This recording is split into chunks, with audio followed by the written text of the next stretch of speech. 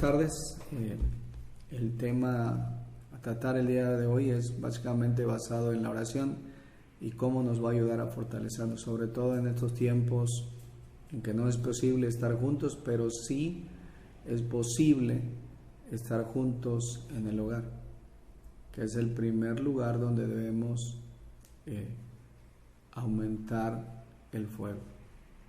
Entonces nos vamos a atrever a citar el libro de Mateo capítulo 26 en su versículo 36, que es muy conocido por muchas personas, y dice: Jesús ora en Getsemaní, y dice de la siguiente manera, y vamos a irlo desglosando y espero poderme explicar y que sea de bendición para sus vidas.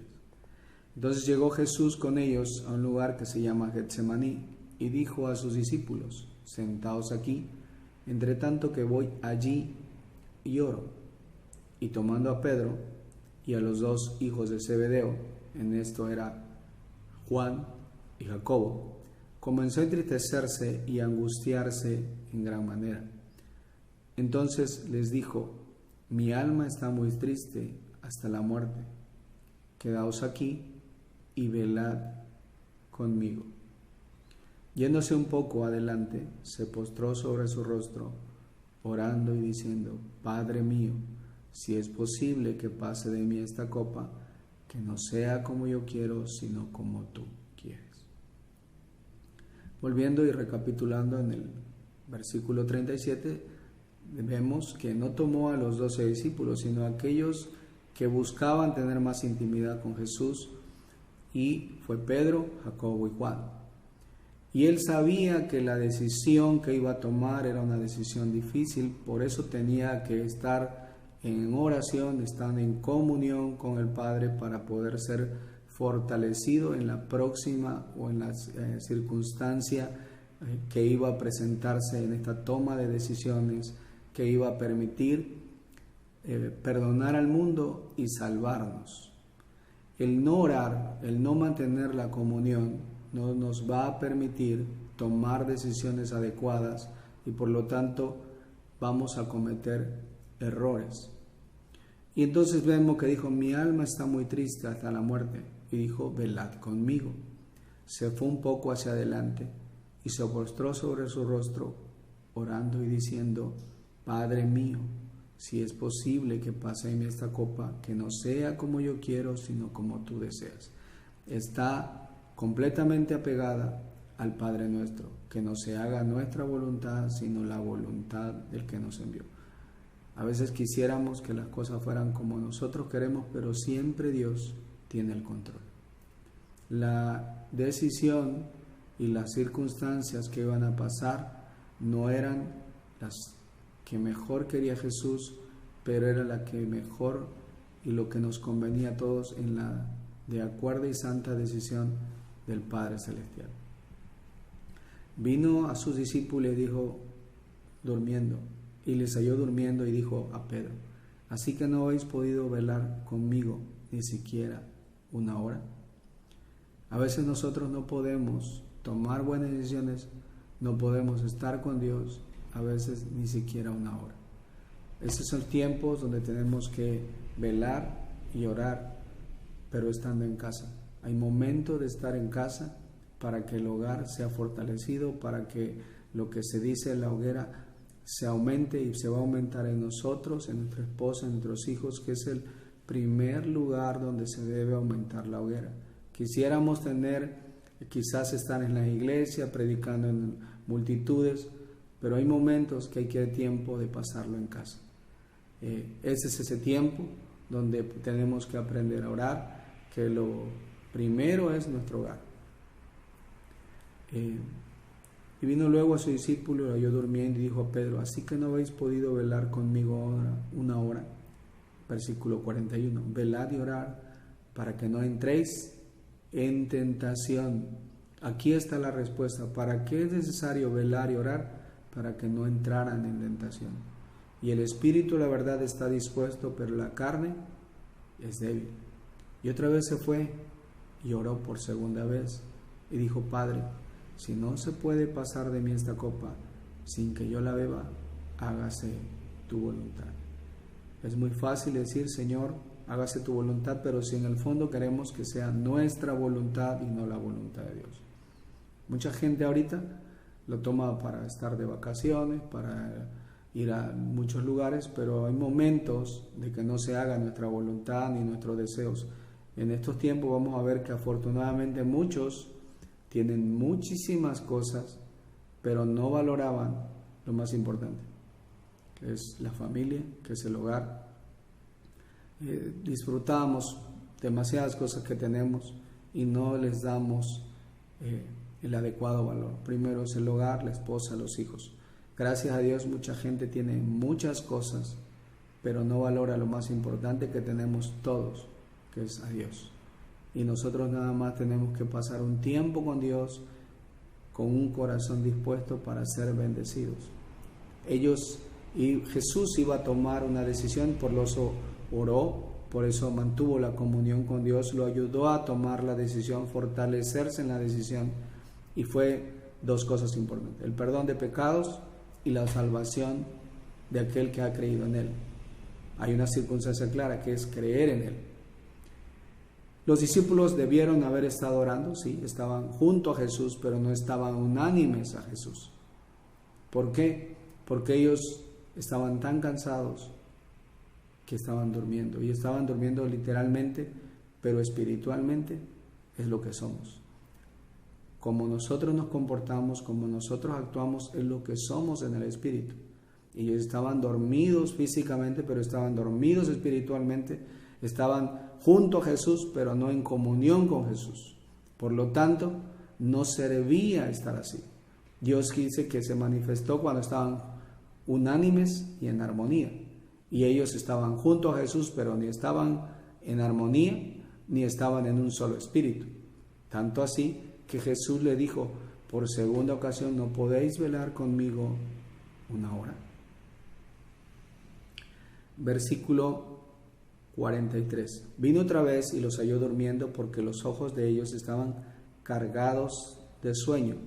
Y dejándolos se fue de nuevo y oró por tercera vez, diciendo las mismas cosas. No había cambiado.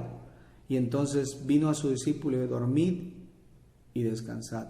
He aquí la hora ha llegado, porque por tercera vez los encontró durmiendo.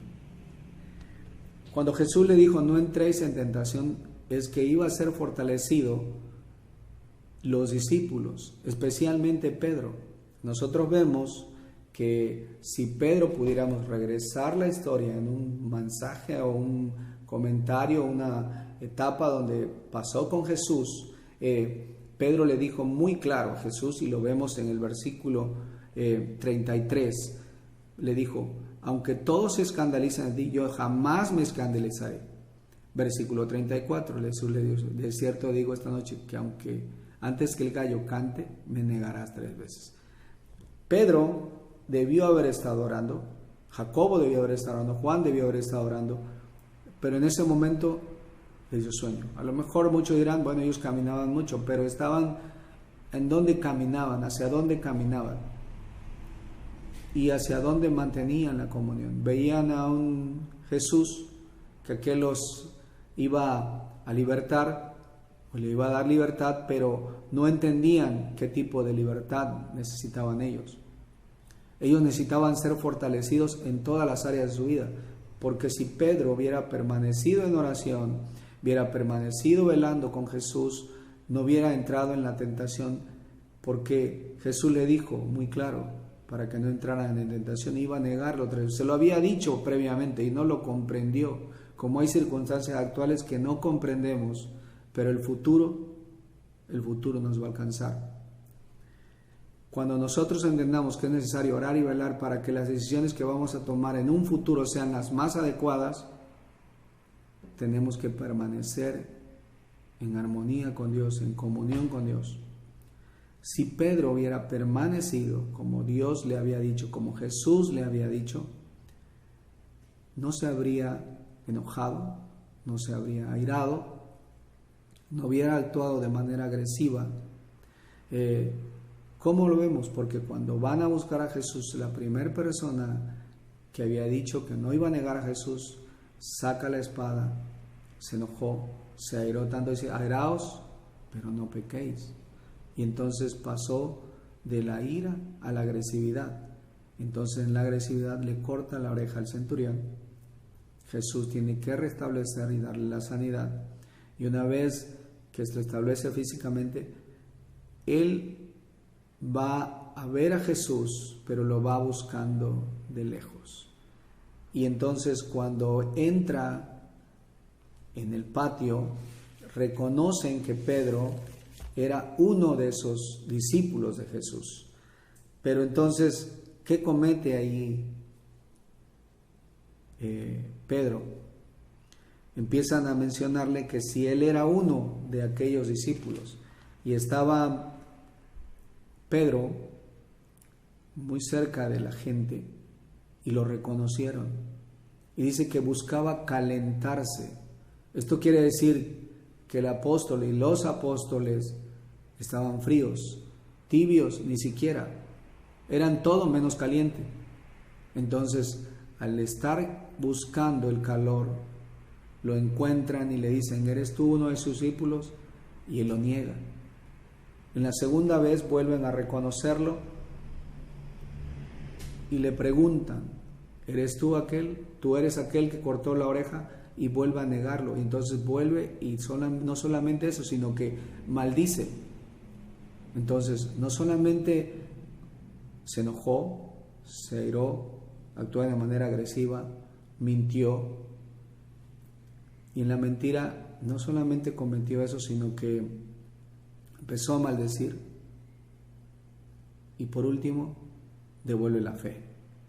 Porque cuando vuelven a preguntarle, él vuelve a negarlo y entonces Jesús lo mira. Si vemos que no lo criticó, no lo juzgó, solo volteó a verlo, entendiendo que la razón del por qué él les decía que había que orar y velar. Una vez que Jesús entrega la vida, entregó el Espíritu, se aparece nuevamente a los discípulos.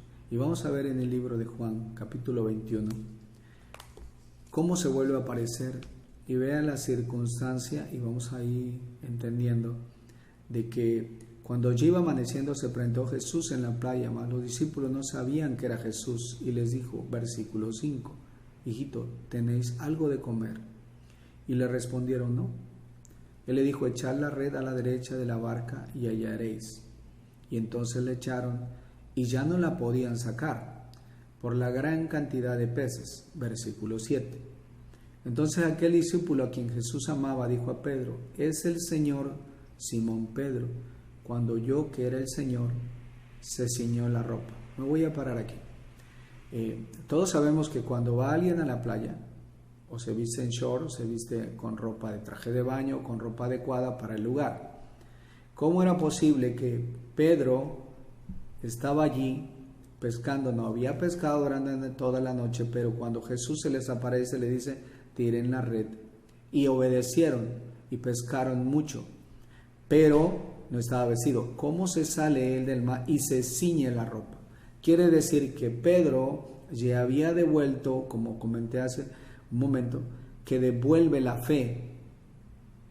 Devolvió la fe. Cuando ve al Señor se vuelve a vestir para entender que es necesario que trabaje en el ministerio, haga la obra que Dios diseñó para su obra, pero es necesario que se calentara en el fuego de Jesús. Ninguno en su sano juicio se va a vestir dentro del mar, y él tuvo que hacerlo para ir a buscar a Jesús.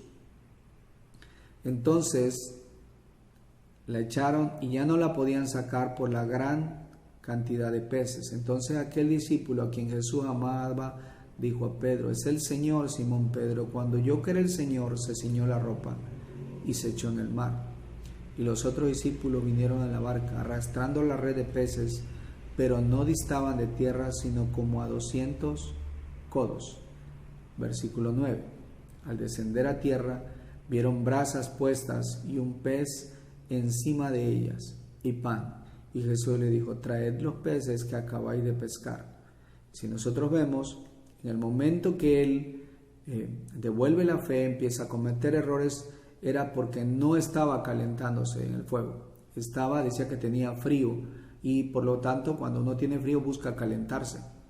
Entonces, en ese momento Jesús regresa y le permite un lugar donde calentarse.